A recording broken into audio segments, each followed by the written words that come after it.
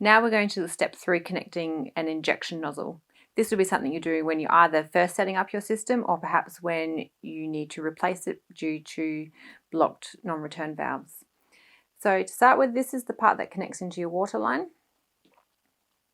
This is your non-return valve. It looks identical to the non-return valve for the HC201 and 301 as well as the foot filter, but it is different.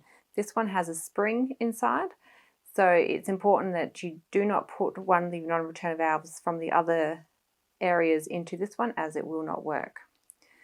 These 3 parts make up your tube connection kit, which are the same as the ones on your HC201s, 301s or foot filters. To start with, the non-return valve gets screwed into this fitting. You can tell you're putting it in the right orientation is if you look through that hole there, you will see the spring.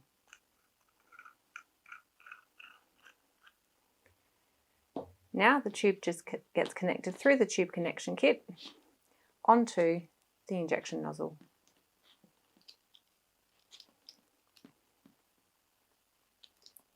Again, make sure you get this tube in right to the base of this part, which might take a bit more fiddling on the discharge tube.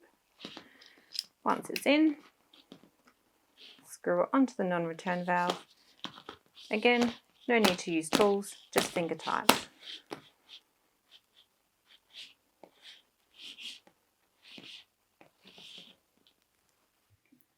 For biosecurity solutions for your industry, contact Zychem Technologies or visit our website.